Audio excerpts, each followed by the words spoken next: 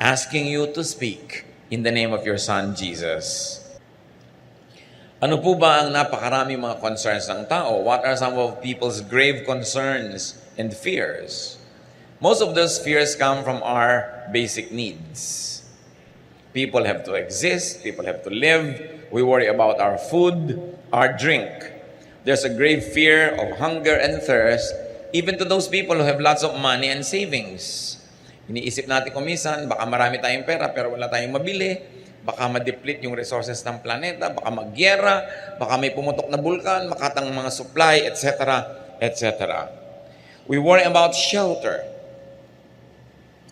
And many people have this fear of homelessness, though some of them have probably multiple homes. Maraming takot ang tao na may kinalaman sa kanyang pangangailangan, especially for protection and safety. People are afraid. Natatakot tayo sa kapwa-tao, natatakot tayo sa mga hayop, mga insekto, natatakot tayo sa kulog, sa kidlat, sa bagyo, sa baha, sa El Nino, sa La Nina, sa mga bulkang sumasabog, kung ano-ano pa. And of course, people fear death. And the fear of death is on top of many people's lists of grave concerns. Yun yung mga basic needs natin. Pero hindi lang naman yun ang need ng tao. People are also sometimes bothered by what you might call intermediate needs. The need for acceptance. Sometimes you have everything pero hindi ka sikat, hindi ka paborito, wala kang masyadong kakilala o kaibigan, at yun ay malaki ring problema ko minsan. We need affirmation. Dapat natin nadidinig, very good, you are welcome, ang ganda mo, ang ganda ng damit mo. Hindi tayo sapat na nasisiyahan na gusto natin ang itsura natin, kailangan gusto rin ang kapwa natin. We need affirmation. And we need comfort. Physical comfort, spiritual, and emotional comfort. Because of these needs that sometimes go unmet, many people have trouble and people lack peace. Then there are the so-called higher needs. Aside from all that, people also need peace. Minsan nasa iyo na lahat, pero magulo yung kalooban mo, hindi ka tahimik, parang nababaliwala ang lahat. Parang kuminsan nasasayang ang mga accomplishment, ang mga naipon, ang mga kuminsan kasikatan pa, pag ang tao hindi matahimik, walang kapayapaan. Higher needs might also include our need for righteousness. Dapat nating laging maalala, dapat tayong makumbinsin na tayo'y tama, na natutuwa sa atin hindi lang mga tao, pati ang Diyos. Because we have such a thing as fear of evil. Fear of our own demons. Fear of results of wrongdoing. Kaya maraming mga tao sa kanilang guilt, sa kanilang hirap ng loob dahil sa mga maling ginawa na alam nila, hindi rin masaya sa buhay. Because we have fear of punishment for wrongdoing, and many people are also obsessed with fear of going to hell. Those kinds of fears. Higher needs also include the needs of our spiritual life and eternal life. Kailangan natin ng eternal bliss. Hindi tayo kontento na masaya dito sa buhay, kumpleto ang pangangailangan, kailangan masaya rin tayo at nakakatiyak ng pupuntahan ng ating espiritu, na tayo'y ligtas, na tayo'y babalik sa Diyos. People need assurances of heaven after this life. Paano ang lahat-lahat ng yan matutugunan? Ang dami. May physical need, may emotional need, mayroong spiritual need, merong social need. At kung i-grade pa yan ng mga sociologists and psychologists, meron siyang basic, may intermediate, at merong higher needs. What is God's answer to man's grave insecurity and depression? Kuminsan ang tao, ang ganda-ganda, pero may insecurity pa rin. Ang yaman-yaman, may insecurity. Kung minsan, sikat na, kulang pa rin sa kanya. Ano ang sagot ng Diyos? At isa sa mga sagot niya na nasa Biblia, Psalm 23, verses 1 to 6. The Lord is my shepherd, I shall not be in want. He makes me lie down in green pastures. He leads me beside quiet waters. He restores my soul. He guides me in paths of righteousness for His name's sake. Even though I walk through the valley of the shadow of death, I will fear no evil, for you are with me. Your rod and your staff, they comfort me. You prepare a table before me in the presence of my enemies. You anoint my head with oil. My cup overflows. Surely goodness and love will follow me all the days of my life, and I will dwell in the house of the Lord forever. One of the most powerful and famous chapters of the Old Testament, Psalm 23. You can imagine the psalmist nung ito ay binigkas, sinulat, nilikha, at inawit-awit at pinaulit-ulit awitin. Ano kaya ang kalagayan niya? Maaring siya ay isang mananampalataya na siguradong-sigurado sa kalagayan niya sa Diyos. At inisa-isa lang niya dito kung ba't siya sigurado. Inilistan niya para malaman ng iba, marinig ng iba, at nang tulad niya, maging sigurado rin sila sa kanilang mga buhay. Pero pwede rin baligtad. Pwedeng isa rin itong mananampalataya na hindi sigurado. Nag-aalinlangan, nangangapa, nai-insecure. At sa kanyang mga pagbubulay-bulay, sa kanyang mga araw, gabi ng takot, lungkot, pangamba, nerbiyos, hinanap niya ang maaring maging dahilan para siya magkaroon ng kapayapaan. At anong kanyang ginawa? Ipinaalala niya sa sarili niya kung sino siya. At kumbaga siya ay tupa kung sino ang kanyang pastol. At inisa-isa niya ang dapat niyang maalala at maisip para mawala ang kanyang takot, lungkot, pangamba. So maaari itong mag-apply kahit kanino sa atin. Kung kayo yung secure na secure sa buhay, recite this, sing this, memorize this, share this with people so that they too may be like you. Secure, quiet, peaceful, happy, contented. Pero kung kayo naman yung kabaligtiran, insecure, afraid, bothered, troubled, upset, anxious, stressed, etc., etc., dapat din gawin, pag-aralan ang chapter na ito, memoryahin, bigkasin, isa ulo, isa isip, isa buhay. At kung dinadalaw tayo ng ganung mga uri ng mga takot at pangamba, mulit-muli balikan, alalahanin, kantahin, tulain, basahin itong Psalm 23. Ano yung mga pinag-usapan nating nagpapahirap ng loob ng taong pangangailangan niya? Food, drink, and shelter. Basic needs. Anong sagot ng Panginoon? Psalm 23:2. He makes me lie down in green pastures. He leads me beside quiet waters. Para sa mga tupa, wala namang mahalaga kundi damo at tubig. Kaya lang ang mga tupa sa Israel, kung merong dapat ma-insecure na mga tupa, sila yon. Kasi most of Israel is a desert or was a desert. So konti ang damo. At lalong konti ang tubig. Isa lang ang ilog doon yung Jordan. At kung makikita nyo yung Jordan, sasabihin nyo, anong klaseng ilog to? Ang liit-liit, ang payat-payat at maputik. At hindi naman kalakihan na ilog ito. Yun na yung inaasahan ng buong bayan ng Israel na magdidilig sa kanilang mga halaman. Yun na yung pinupuntahan ng bawat tupa para uminom. Pero sabi nitong tupang nangangamba at na-insecure, pinapaalala niya sa sarili niya kung sino ang Panginoon. Sabi niya, "Oh God, you let me rest in fields of green grass. You lead me to streams of peaceful water." Pababa po kasi yung terrain ng Israel at itong Jordan na ito ay patungo sa Dead Sea. Kaya may mga bahagi ito na magulo kasi bumababa, may mga bato-bato. Ang mga tupa ayaw nilang uminom pag ang tubig ay gumagalaw, umaagos, lalo't lumalagaslas o rumaragasa. Kahit nauuhaw na sila, hindi sila dudukwang sa tubig na gumagalaw. Kailangan peaceful water. Yung walang kagalaw-galaw. Kaya sabi nitong tupang to, hindi lang ako binibigyan ng damo ng Diyos. Pinahihiga niya ako, pinapagulong-gulong ako, naglulupagi ako sa napakaraming mga berdeng damo. At hindi lang yun. Hindi lang may tubig, tahimik yung tubig. Not only water to drink, but the way I want to drink my water. Peaceful. Pinapaalala niya yun. Green pasture, you must remember, is also a shelter.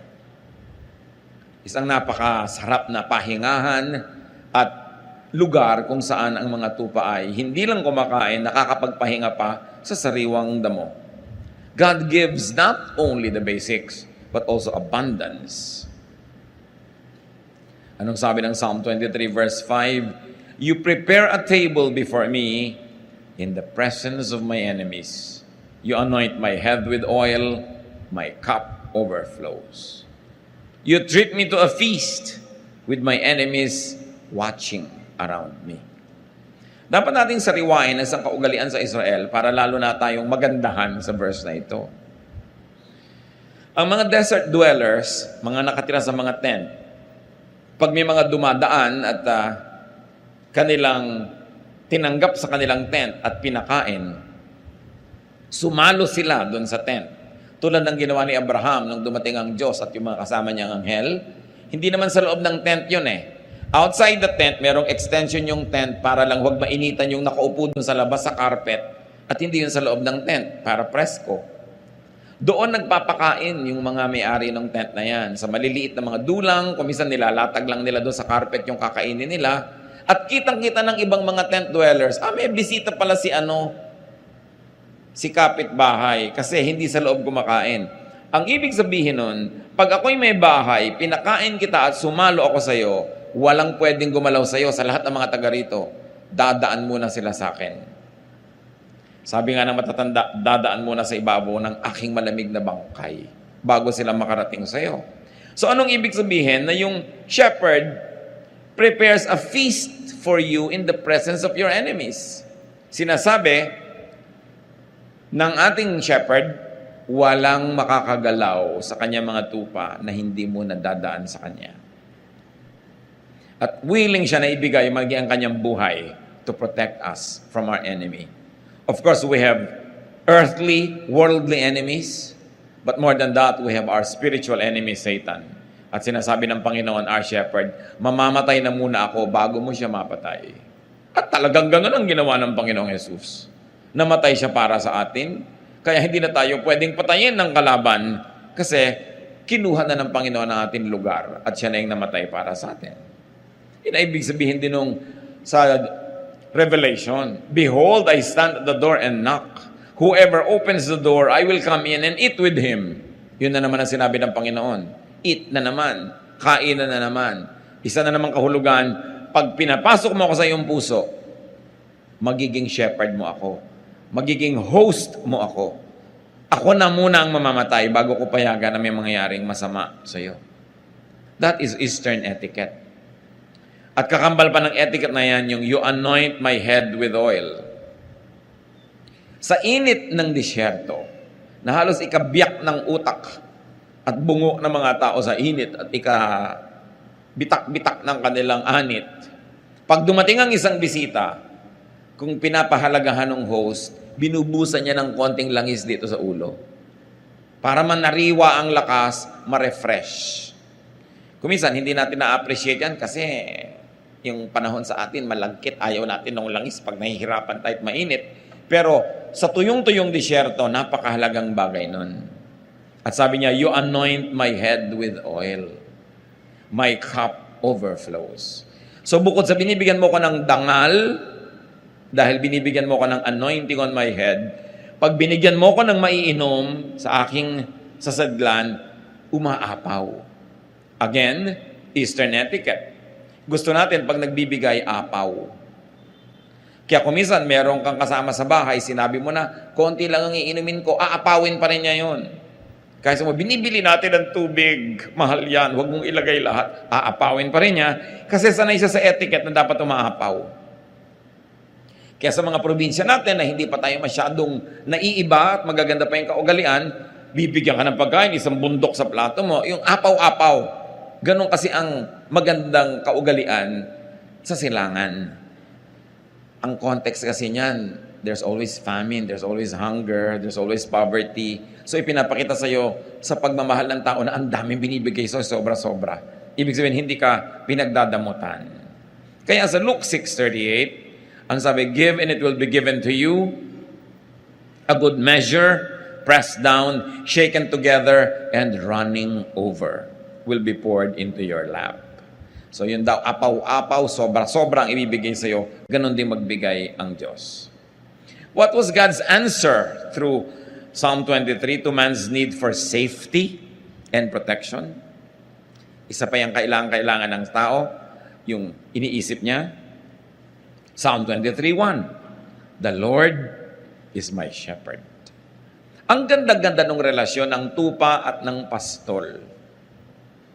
Kasi talaga po, ang tupa, matigas ang ulo, makakalimutin, at laging naliligaw. Kaya ganun ang tawag sa atin, tupa tayo, at yung pastol ang Panginoon. Ang pastol, kung sila'y naglalakad, pila-pila, hindi naman pwede sabay-sabay, kadalasan dumadaan lang sila sa makikitid na mga landas, dumadaan sila sa mga bukid na may tanim dito, may tanim doon, kaya kailangan sa gitna lang sila dumaan, o kaya sa gilid ng bundok na pwede ka mahulog, kaya isa lang linya. Either ang shepherd nando sa una, susunod sa kanya yung sumusunod, at yung kasunod, sumusunod, kasi ang mga tupa, sumusunod lang kung sino yung nasa una. Kaya yung mga nandaraya, pupunta doon sa una, ililigaw yung mga tupa, naliligaw lahat. Di ba ganun din sa spiritual life? Sumusunod ka dun sa umuuna, yung nagpapauso, yung pinaniniwalaan mo, ang dali-daling iligaw ng tao pag hindi ang Panginoon yung nasa una. Pwede rin na ang shepherd nasa dulo. Nasa malayong dulo siya ng pila. Kaya kung naglalakad sila, yung nangungunang pinagkakatiwalaan na tupa, yun ang mangunguna sa daan nila. Nasa dulo naman yung shepherd kasi baka may mga lions, may mga mababangis na hayop na gustong kainin yung nasa dulo. O baka yung mga nasa dulo, pag hindi nabantayan, maligaw, magkamali, wala nang makakaalam. So madalas nasa dulo yung shepherd.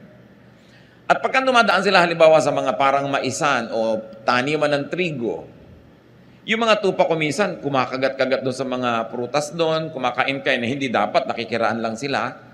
Yung shepherd, may bato yan, babatuhin niya sa malayo, tatamaan naman si tupa. Maaalala nito pa, ay oo nga pala, hindi ako dapat pagmerienda dito, hindi ito amin. Tutuloy na siya. At yung shepherd, di ba ang tungkod doon parang question mark?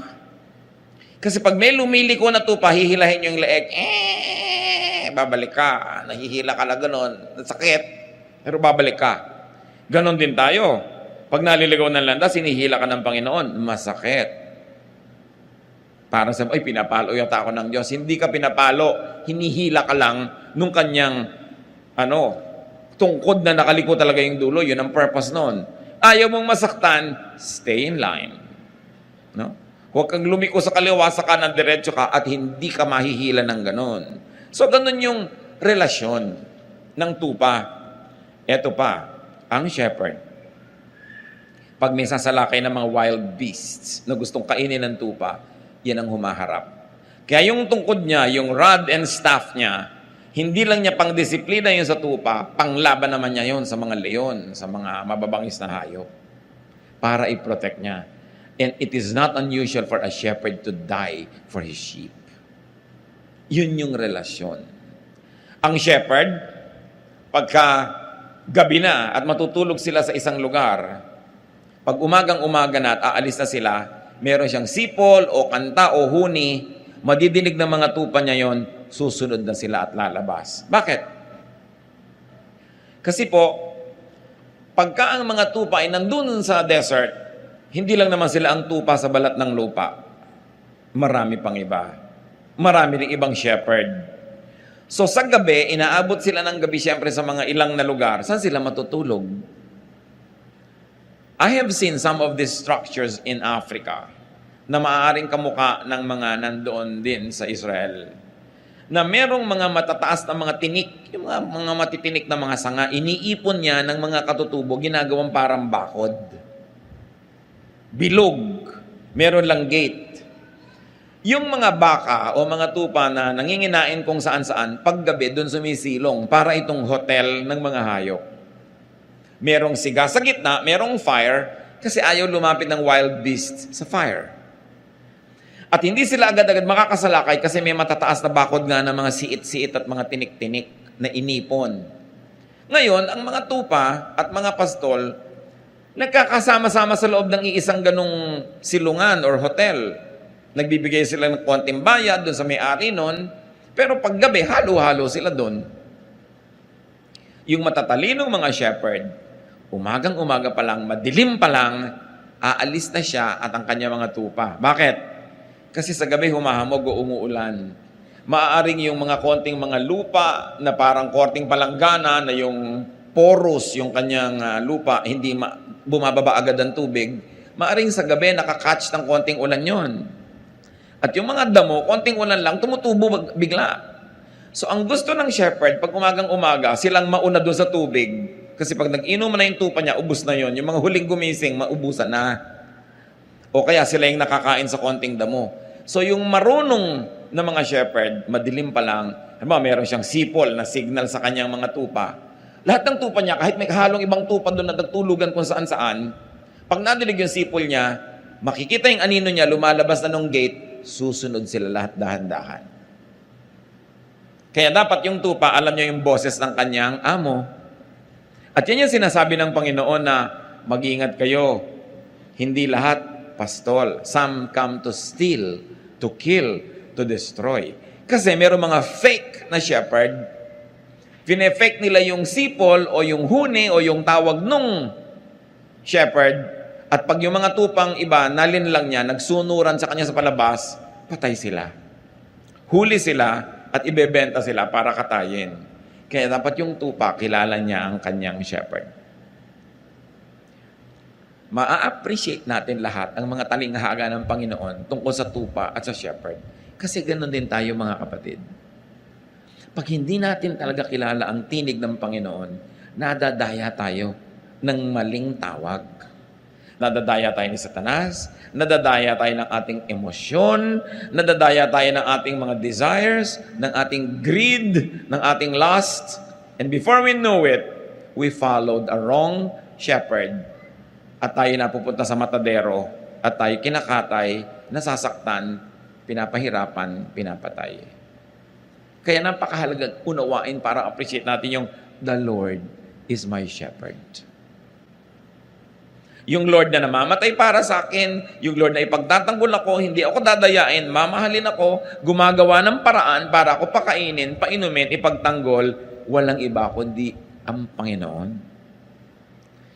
At sabi sa Psalm 23 verse 3, He guides me in paths of righteousness for His name's sake. Or because of His name, because of who He is, He guides me.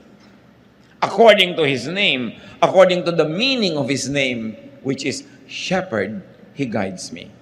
Hindi niya ako lilitsyonin o kakainin. Hindi niya ako ipapahamak kasi ang pangalan niya, shepherd. At siya ang aking shepherd. Psalm 23 verse 4, Even though I walk through the valley of the shadow of death, I will fear no evil. For you are with me.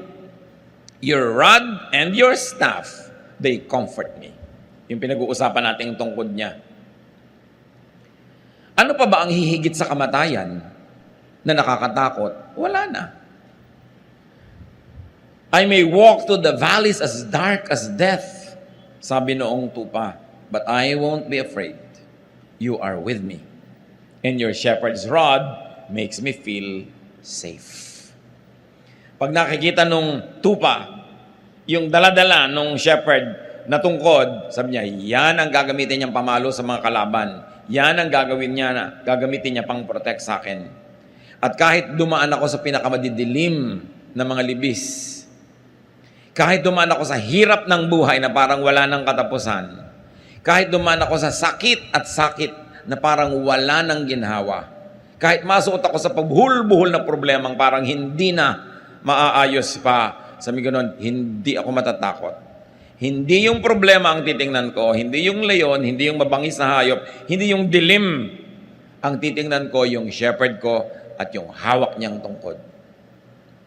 At pag yun ang tiningnan ko, mawawala ang aking takot.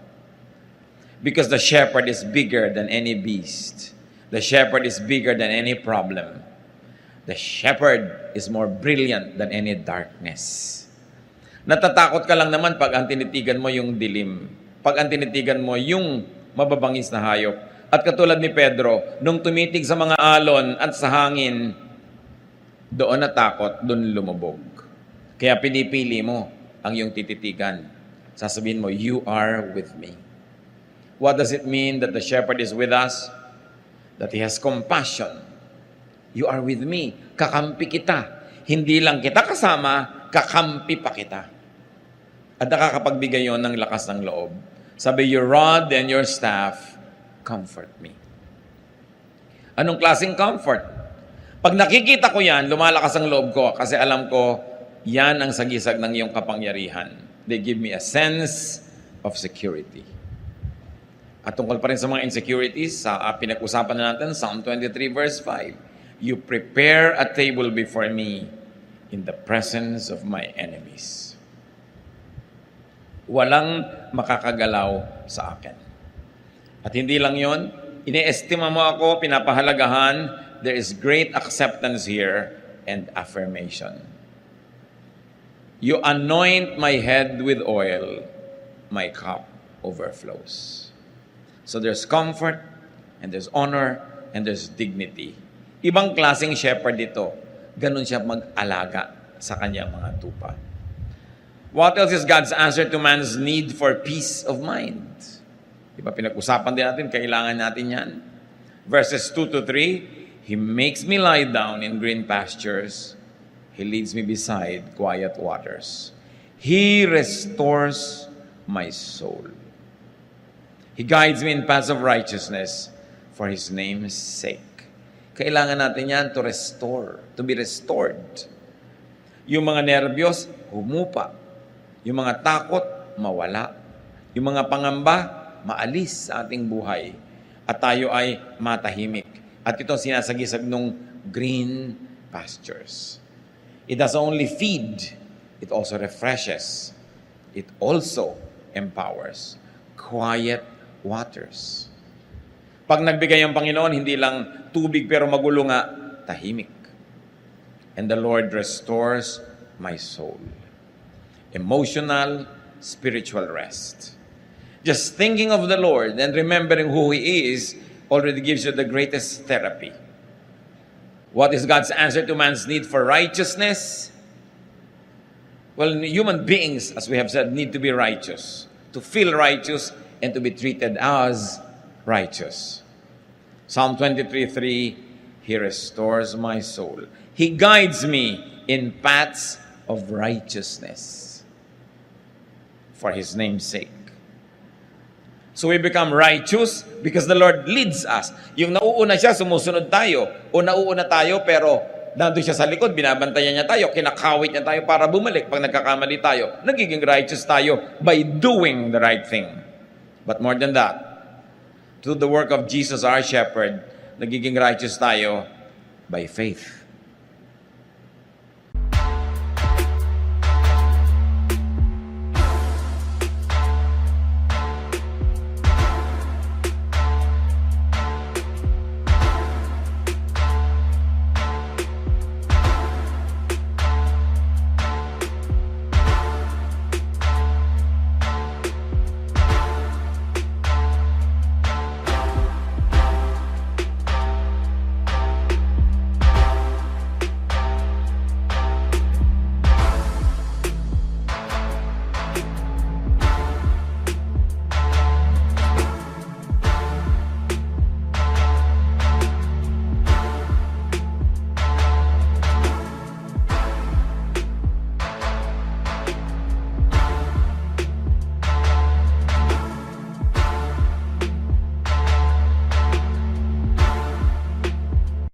Dalawang paraan para maging matuwid, banal, malinis. One, magpakatuwid ka, magpakabanal ka, magpakalinis ka. Do it, accomplish it through hard work.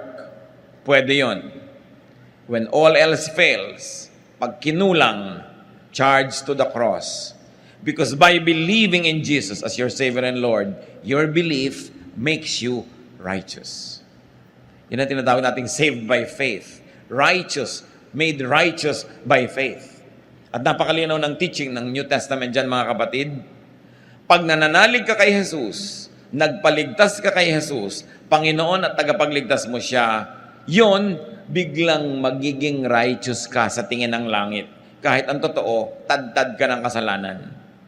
Pero pinagsisihan mo, tinalikuran mo, nagpahugas ka sa dugo ni Jesus, righteous ang tingin sa iyo ng Diyos. Kasi hindi na yung kasalanan mong nakikita, yung dugo ni Jesus na ipinanghuhugas sa iyong kasalanan. So, two ways to be righteous, by doing it or by receiving righteousness through faith. At ang tunay na mananampalataya, ina-apply pareho yun. You know that you are made righteous by faith, but you also do what you can up to your utmost so you could be actually righteous by works, not only righteous by faith. Pagkasama, magkakambal, ginagawa pareho. And because of that, the true believer remembers the blood of the Lamb, the shepherd that became the lamb. Biruin niyo yung mga imagery na yan. Ang Panginoong Hesus na shepherd, siya yung naging lamb para yung mga lambs tulad natin, yung flock, huwag nang mamatay, siya yung namatay para sa atin. At pag naalala mo yon, He restores your soul. Pag sumusunod tayo sa katuruan ni Jesus, He guides us in righteousness. All because of what His name means. What is God's answer to man's need for eternal life? For assurance of heaven? Psalm 23 verse 4. Even though I walk through the valley of the shadow of death, I will fear no evil, for you are with me. Kahit dumaan ako sa kamatayan o sa mga halos ikamatay ko ng mga karanasan, alam ko kasama kita. At kung loobin mo, Panginoon, na mabawian ako ng buhay, alam ko sa isang saglit, sa isang kisap mata, I will be there with you in a much greater state of spirituality because I will no longer be confined to this physical body. Kaya ang sabi nitong flock na ito, I will fear no evil. The evil of death, the threat of death, the evil spirits that scare me with death, I will fear no evil. Why? Because you are with me. And because of all of this, Psalm 23 verse 6, surely goodness and love will follow me all the days of my life, and I will dwell in the house of the Lord forever. Nakakatiyak yung tupa na dahil kilala niya ang kanyang shepherd, he or she will dwell in the house of the Lord forever. Dahil saan siya dadali ng shepherd niya? Sa house of the Lord. Sa eternal life, in the presence of God, our Father, our Creator. Sabi niya, surely goodness will follow me. What goodness? Whose goodness? God's goodness.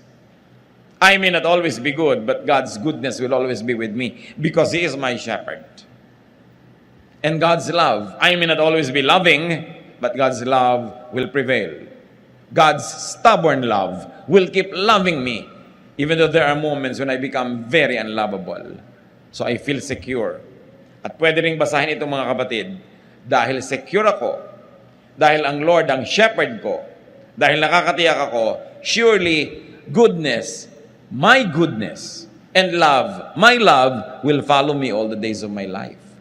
In other words, I will not only be a recipient of God's love and goodness, but because of God's love and goodness to me, I will also be a dispenser and a giver and a channel of goodness and love to others. Bakit pa nga naman hindi magiging loving and good kung secure ka naman sa Panginoon? Bakit ka magiging madamot kung alam mo naman na ang Panginoon ang nagbibigay sa iyo at kung ibinigay mo sa tamang paraan sa mas higit na nangangailangan, alam mong papalitan ng Panginoon? So, goodness and love will follow you everywhere you go because you know who you are. Alam mo na ang shepherd mo ang Panginoon, maihahanap ka niya ng tubig, maihahanap ka niya ng pagkain, maihahanap ka niya ng kanlungan, ipagtatanggol ka niya, magiging mas mabait ka ngayon. Kaya lang naman tayo kumisa nagiging mabangis kasi natatakot tayong maubusan. Pero kung wala na yung takot mong maubusan, mapagbigay ka na. Dapat. Kaya ka lang naman kumisan makasarili kasi akala mo wala na, baka magutom ka. Eh kung alam mong may shepherd ka, magsishare ka. Wala nang dahilan yung mga taong nananalig sa Panginoon, nakakatiyak ng buhay na walang hanggan, at nakakatanggap ng mga blessings sa buhay na ito, wala nang dahilan para ka maging maramot. para hindi maging mapagbigay, mapagpatawad. Kasi nakatanggap ka rin ng pagpapatawad ng Panginoon. Wala nang dahilan para maging masungit ka pa sa iba, samantalang puro kabaitan ng Diyos ang tinatanggap mo. Walang dahilan para hindi ka maging katulad ng iyong shepherd. Kaya sabi, surely, goodness and love will follow me all the days of my life. I will always receive goodness and love from God, and I will always give goodness and love to my fellow men. I will be a little shepherd to other people. Walang mas mataas sa pagtanaw ng utang na loob sa ating shepherd, kundi sa maging munting mga shepherd din tayo sa iba. Ang pinakamabisang pagpapasalamat sa Panginoon ay yung ibahagi din natin sa iba yung tinatanggap natin sa Kanya.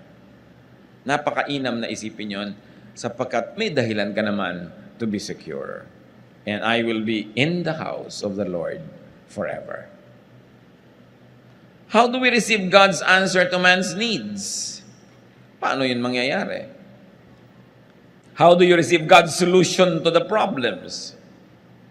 How do you receive God's blessings? Nasa verse 1 ang sikreto. Psalm 23 verse 1. The Lord is my shepherd. I shall not be in want. So you don't want these insecurities? Or you want them minimized, removed from your life? Or if you are not having these insecurities now, you don't want them ever? Make God your shepherd. Make God your leader, protector, and provider. Kuminsan kasi mali yung sinusundan natin.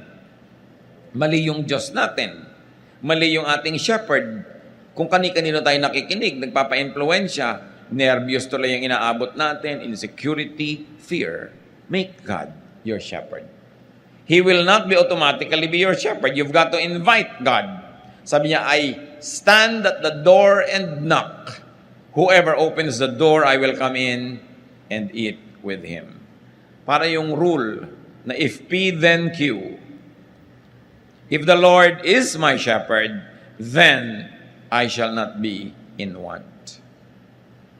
When hungry or thirsty, in a physical, emotional, or spiritual way, when broken or afraid, when you walk through your valley of the shadow of death, when alone or lonely, when troubled or anxious or depressed, ask the Lord to be your shepherd.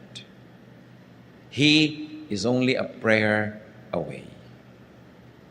Kung minsan malakas ang loob mong pumunta sa isang lugar, biglang nalaman mo na lang, na-trap ka na pala, isa na palang dark valley. Call on God. Ask Jesus to rescue you. Tulad ng ginawa ni Peter nung lumulubog na siya doon sa tubig. Dati naglalakad siya, pero lumubog. Sabi niya, Lord, save me. Kung kayo ngayon ay nasa isang valley ng buhay nyo, ask God to hold you by the hand, to be your shepherd, and to take you out of that mess. Because God promises to be there. Huwag kayong kakapit sa patalim. Sabi, nagigipit ako, kakapit ako sa patalim. Bakit ka kakapit sa patalim kung nandiyan ang kamay ng Panginoon at inaabot ka?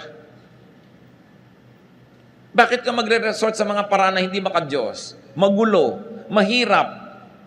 Lalong lulubog ka at lalong sisikip ang mundo mo at lalong magkakabuhol-buhol ang problema mo. Pag nagigipit ka na, namang problema ka na, it's high time to remember that the Lord is your shepherd. At hindi bagay sa mga tupa ng Diyos yung nagugutom, nauuhaw, nakakagat-kagat ng ibang mababangis na hayop. Kasi umaalis sila doon sa grupo. Kaya dapat stay together. Kaya ang gusto ng Panginoon, fellowship. Do not neglect the fellowship. Attend church, do Bible study, worship together, pray together. Kasi pag humihiwalay ka, naaakit ka ng mga mababangis na hayop na pag malayo ka na sa grupo, malayo ka na sa protection, nalimutan mo na kung sino ka, madali ka na nilang kainin. So ang dapat lang gawin, kung meron man sino sa atin na nalalagay dyan sa dark valley, magbalik loob. Bumalik sa Diyos. Tumawag. Dahil yan ang pinakamadaling tawagan sa lahat, ang ating shepherd. Hindi nagiging busy. Always ready, willing, and able. Ask the Lord to be your good shepherd. John 10:14-15, I am the good shepherd. I know my sheep, and they know me. Yun yung binabanggit ko sa inyo kanina. Intimate. Alam ng sheep yung boses ng shepherd niya. Just as the Father knows me, and I know the Father, and I lay down my life for the sheep. If the Son of God, the King of Kings, is your shepherd, bakit ka may insecure? Ba't ka nenervyusin? Hindi mo business na mag-provide talaga ng damo yung shepherd mo ang naghahanap nun. Pero dapat ang business mo sumunod sa kanya dahil doon kanya dadalin kung nasan yung damo. Dapat kang sumunod dahil dadalhin kanya kung saan merong quiet waters. At kung dumadaan ka sa isang deep, dark valley, lalong dapat kang sumunod sa Panginoon dahil tanging ang pagsunod sa Kanya ang pag-asa mong makaalis sa madilim at mapanganib na lugar. Pag magulo na ang buhay, huwag na mag-iisip ng solusyon na pampagulo pa. Sometimes may mga quick fixes. Merong mas madaling solusyon, pero madali lang yon ngayon, bukas may mabigat na bayad. Mabuti nang mahirapan ka ngayon sa tamang solusyon, pero bukas, palapit ng palapit ka sa solusyon ng problema mo, hindi palayo. Kailangan, the Lord is our shepherd. So follow the shepherd. Follow Jesus. Spend time, fellowship with the Lord. Dapat na pinaprioritize natin yung ating quiet time, prayer time, Bible reading, our Bible study, worship, service. Alam niyo kung kailan niyo nakaka-fellowship si Jesus? When you serve. Because Jesus is a servant. Sa niya, I came to serve, not to be served. So when we are serving, when we are doing God's work, we are side by side with Jesus. Sabi niya, my food is to do the work of Him who sent me. One of the best ways to fellowship with Jesus is to do the work of Jesus. Because you will be in the same team. Be the Lord's flock, and He will be your loving shepherd. Kung ayaw mo magpa-shepherd sa Kanya, di Kanya pipilitin, but you pay a heavy price. Nasaan tayo ngayon mga kapatid na estado? Tayo ba flock na ni Jesus? Tinanggap na ba natin siya bilang Panginoon at tagapagligtas sa ating buhay? Kung hindi pa, huwag niyong sayangin ang sandali. Sa isang prayer na time-team, personal, at pwede niyong gawin ngayon. Accept Jesus into your heart as your Savior and Lord. Imbitahan niyo siya na maging Panginoon at tagapagligtas. Ask to be forgiven of your sins. And then invite Jesus into your heart to be your King, your friend, your shepherd. Kung nagawa nyo na yan, mga kapatid, flock ka na ng Panginoon, nasan ka? Ikaw ba yung naliligaw ng konti ng landas? Kakain-kain niya sa gilid-gilid, lumalakad na yung grupo, naiwan ka na because you became busy with things that God did not want you to be busy with. Dapat magising ka at bumalik ka sa grupo. Konting-konti na lang, sabi sa Bible, the devil prowls around like a roaring lion looking for someone to devour. Kung ang Satanas ay parang leon na nagbabantay at nagmamatsyag, pumipili, humahanap ng kakainin niya. Sa palagay niyo, ang pipiliin niya yung ang lapit-lapit kay Jesus. May hawak na rod yun. Niya, itong babaeng itong nakaasul, medyo malayo-layo.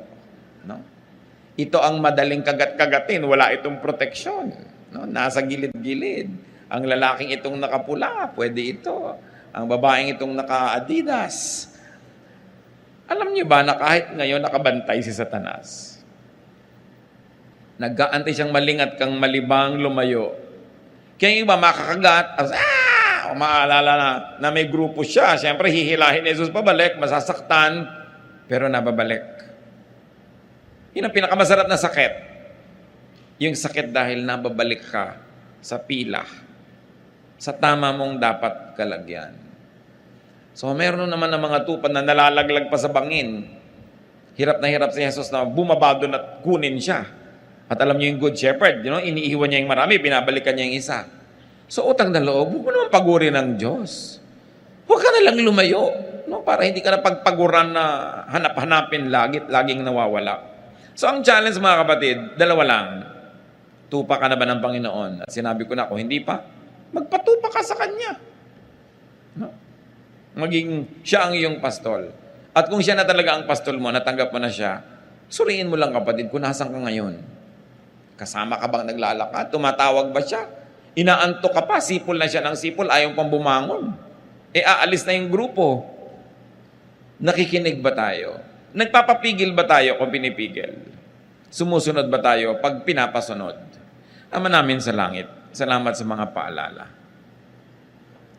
Ayaw namin na magkaroon kami ng mga takot, pangamba, insecurity. Lagi mong ipaalala sa amin kung sino kayo. Kung sino ang iyong anak na si Jesus sa aming buhay. Na siya ang aming pastol. Hindi namin trabaho magpaulan, hindi namin kaya yun. Hindi sa amin nakaatang yung paghahanap ng tubig para sa amin. Pero ang assignment namin, sumunod. At sa pagsunod namin, doon namin makikita yung tubig, yung damuhan, yung pahinga.